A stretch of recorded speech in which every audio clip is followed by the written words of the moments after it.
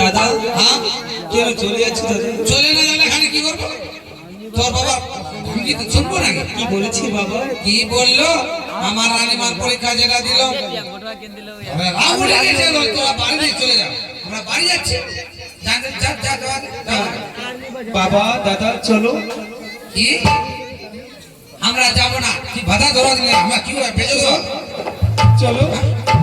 আমি যাবো না। আগে তো তোর ভেদ না পিলা তো কে ঠেলা ঠেলি করে? আরে নেনা মাত্র আসুন, আজে বাজে কথা বলো। যখন মেয়েরা বলছে ফিরে বাড়ি চলো, তাহলে চলো নেনা মাত্র। অত রাত্রে আমরা যাবি কোথায়? আজকে সারা রাত এদের বাড়িতে থাকি যাবো, কালকে সকালে উঠে আমরা অন্য রাত চলে যাবো। আমি সারামবালা আছি, আমি যাবো না। আরে চলো চলো চলো। আমি সারামবালা আছি। চলো বাবা। আমি সারাম আমাকে হোক দাদা চলো। আমি যাবো না। চলো না। আমি যাবো চলো না। চলো।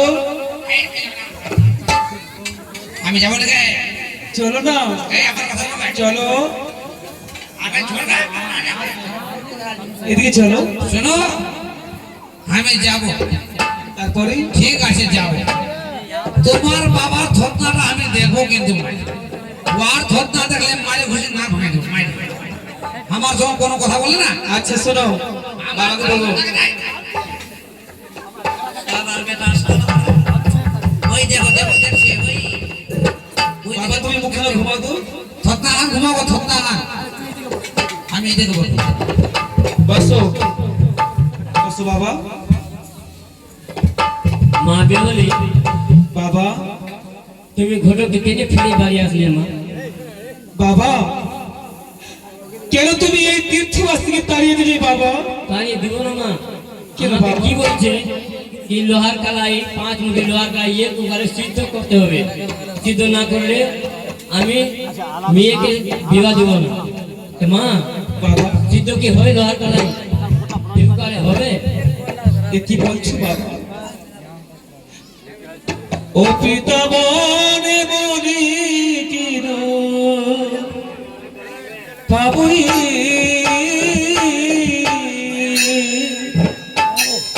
সিদ্ধ করি বলু।